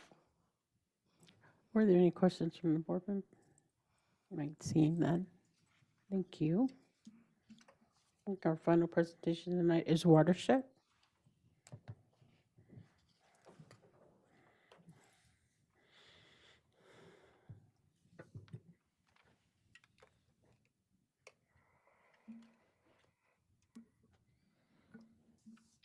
Good evening. My name is Jared Decker. I am the principal at Watershed Charter School. Thanks for having us back. From the synopsis, the one-page synopsis, I just wanted to highlight that this year our professional development focus has been on the science of reading and preparing for the Alaska Reads Act. The APC has focused on developing, they finished the development and revision of the principal evaluation, and we're beginning work on the strategic plan now. And then the third highlight that I like to make is that we really put an emphasis on fully reestablishing the outdoor education component of what we do. And that includes, I'll throw in one snippet, one highlight, is this year we had our first ever trip. Our 5th grade class skied from the school down the Chena, down the Tanana to to Howard Luke's camp. And we did that in partnership with Effie Cochran Charter School. And it was a fantastic opportunity for our students, and we really appreciate their sponsorship of that trip.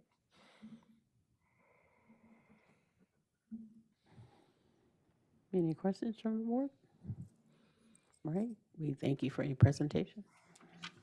I think that brings us to our, Mr. Dorn.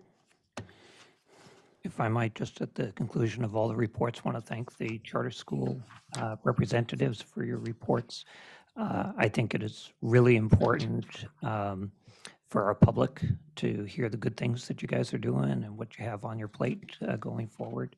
And the preparations of the one-pagers that really helps to highlight for the public listening tonight to get that snapshot. So thank you very much, and I always enjoy visiting your schools. Thanks much. I'm going to start our board comments with colonels tonight. Do you have any closing comment? The only thing I've got, oh, sorry, go ahead, Pumbaa. Nope, thank you very much. Great to see. Wish I was there with you guys, and I will see you guys in early May. Thank you. Colonel Surrey? The only thing I've got is, again, to reiterate what our superintendent talked about was the Purple Star Day, the month of the Military Child Day we had over at Pioneer Park was a huge success. And as I stated there, 12 of the 25 Purple Star schools in the state belong to this district. So thank you. Mrs. Smith? I don't have anything, thank you. Miss Marati?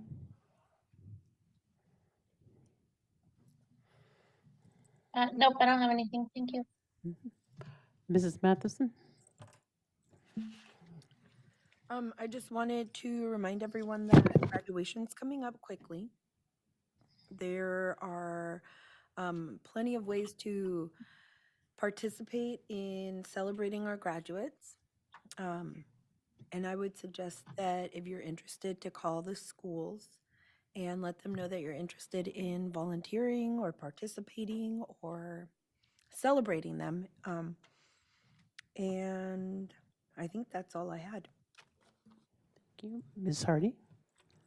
Mine is this Thursday, we will be presenting our budget to the Borough Assembly, and I know FEA and ESSA have arranged for positive picketing to happen outside the Borough Assembly chambers, so I encourage people to go join that, and I also encourage you to sign up and testify, encouraging the Borough Assembly to fund our schools. I spent good part of my day advocating with the legislature for House Bill 52, but that's just one part of the puzzle. We need funding from the borough as well. And you can testify telephonically. You just call the clerk's office and they will call you, which is very nice. I've testified from Anchorage before. And yeah, if you can make it Thursday at 6 p.m. Mr. Dorn? Thank you. A couple things. When I'll start off with a request to perhaps think about, we did it last year, inviting Durham to come and give us a report for the end of the year and the plans for completely filling our routes for next year. To attempt to that would be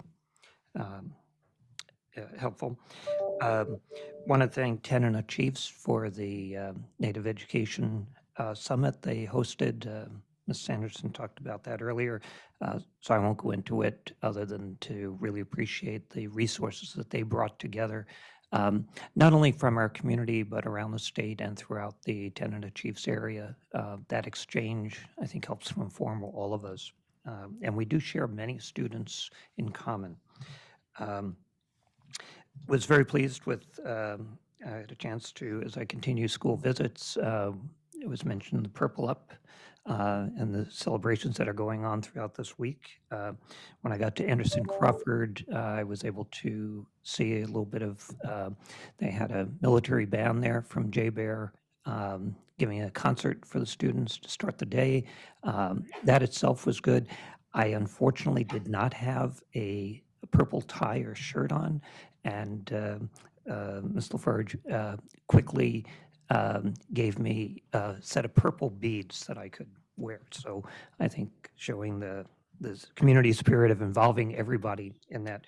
The other thing, when I was at North Pole Elementary today, as I was walking out, finished my visit, and on my way out, they have a poster just in the middle of the hallway that you have to kind of go around, and it says this: "Our commitment is that everyone that enters this office,"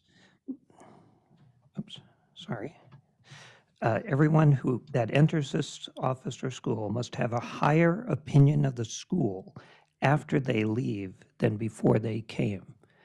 And I give them great kudos for putting there, and it's signed North Pole Elementary.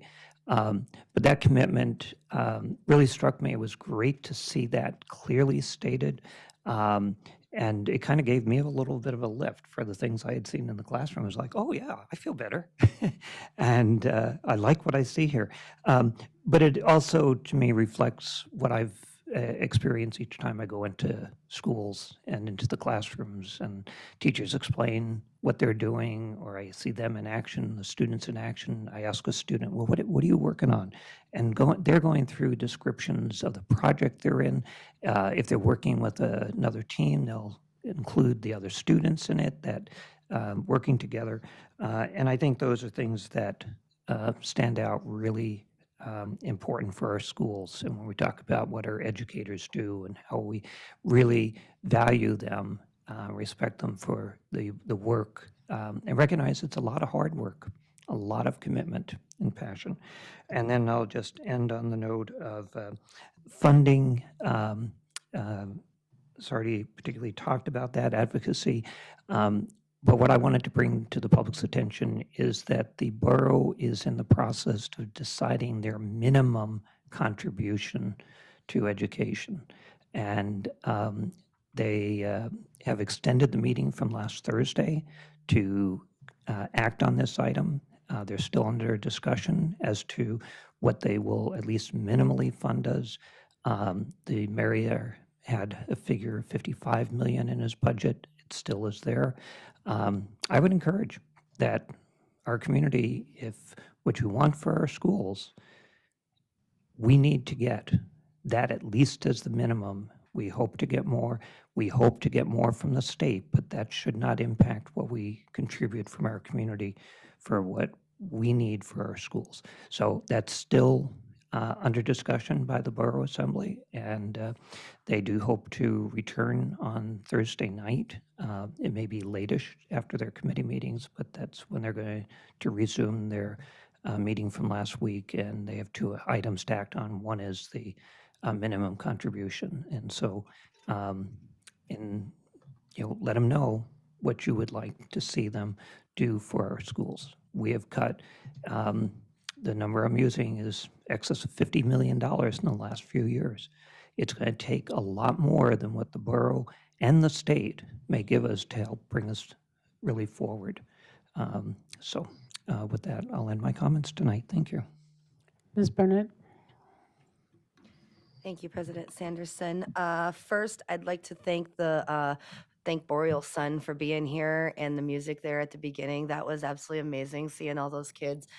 Just big smile on my face. So kudos, thank you. We love that. The concerts that we get here, it's amazing to see our students and doing what they love, and it's great. And I love what you guys are doing there at Boreal Sun.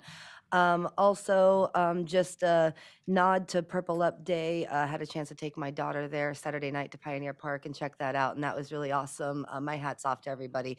I've been to a few events there, and that was top notch. Everyone did a really great job, and it was great to see everyone that showed up, including Miss Moline, who did wear purple. I did not, like Mr. Doran. So it was just a really great event, and thank you guys so much for those who put it on. Thank you to our charter schools for being here tonight and for your presentations. Thank you to our parents and our teachers. Right now is STAR testing, and I've heard from a few schools that there has been 100% attendance. Kids are getting there on time, and they're ready. They're taking their time on their tests, and they're actually doing it, and that's just an amazing thing. So hats off to parents and students for getting there and getting it done. I know testing's not fun.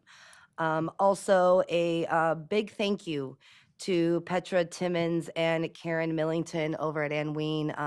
Had some issues with my daughter last couple weeks, and they're just been amazing. So thank you, you two. I just wanted to take the time to publicly say thank you. Last but not least, I'd like to reiterate what Mr. Doran said. Funding is super important, and it's big to get out there and advocate locally, statewide. A lot of unanswered questions out there, and we need the answers to that so we know what we got coming before us. So advocacy is important. Oh, and before I forget, also this Thursday, we have our final curriculum committee meeting of the year, and we will be choosing our curriculum and our books. That'll begin 5:30 right here in the boardroom this Thursday. So hope to see you there. Ms. Smith? So I get appointed to this position through Region 6, which is like, it's all the student governments from around our region, including Delta and Monroe, even though they're not public schools in our district. And today we had our elections for all of our board committee representatives, as well as my position, and I am so excited for you guys to meet next year's board rep. And then also, next week, we have the Alaska Association of Student Government puts on a conference every year where students from all around the state go and we meet up and we discuss resolutions that people bring to try and make a difference in our state. And I'm really excited to see what students in our district bring. And from what I'm hearing, there's a lot of really good resolutions coming this year. And then I also wanted to say congratulations to Ms. Spillane for getting Principal of the Year in Region 6. I know we'll formally recognize her probably pretty soon, but I really appreciate her. She's the principal at Northwell High School, and I think she's doing a great job. And that's all I have. Thank you. Thank you. Well, just my closing comments is that we're getting ready to, scheduling out our summer policy work, working with Ms. Smith on that. I just need all the board members to give me their vacation time and leave so that we can schedule that in and we can get started and work on all those policies. With that, Ms. Smith, Mrs. Smith. I'm so sorry, Ms. Anderson. That's okay. I just wanted to mention that there is a policy committee meeting on Monday, the 24th. I know we just had a policy committee meeting 2 weeks ago, but we're making up for lost time, and we're going to be meeting more often than normal. So we do have 4 policies that we'll be taking action on, and also having some presentations and informational reports. So that agenda will be available online, and anyone is welcome to attend. Thanks. All right, and as we say, we will be presenting our final work to the budget, to the Borough Assembly on our budget. So I look for your support. And with that, I would entertain. Excuse me. Ms. Marati has a question. Yes, Ms. Marati. Thank you. Oh, sorry. Thank you through the chair. May I ask Ms. Smith to follow up with us after the statewide student government conference on what the resolutions were that were discussed and approved at the conference? Ms. Smith, you have a comment? Yeah, I can absolutely. After the weekend, I'll get back May 1st, so I can have stuff for that at the May 2nd meeting and just go over what resolutions got passed and kind of what they mean if needed. Thank you so much. Great. At that, I would entertain a motion to adjourn. Move to adjourn. Second. We are now adjourned.